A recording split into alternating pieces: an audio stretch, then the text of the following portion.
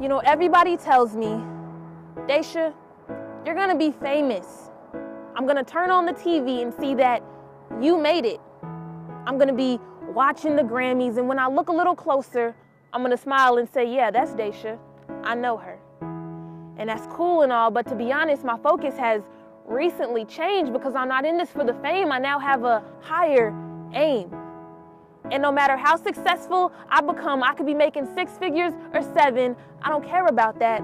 I just want to make it to heaven. And I am enough.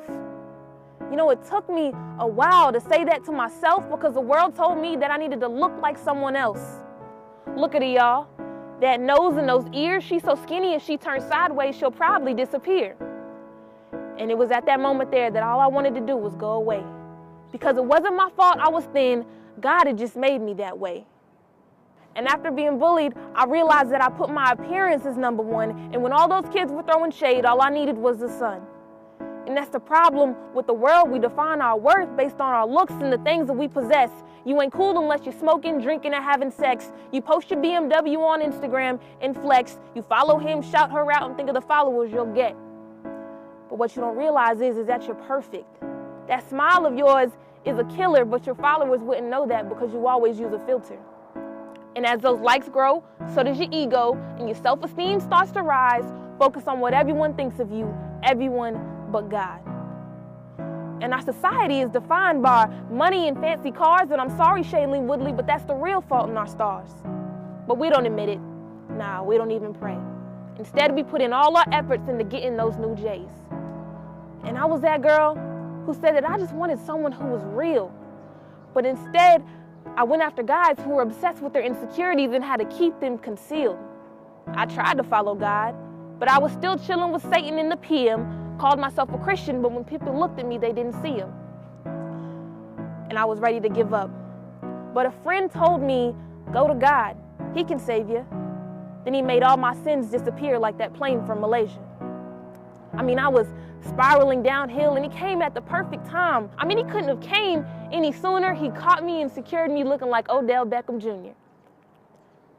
So let me tell you about my God. If you didn't know, he performs miracles with ease, and I ain't talking magic shows. My God is powerful, and you'll see if you just apply a little faith. This man walked on water, and I can't even ice skate.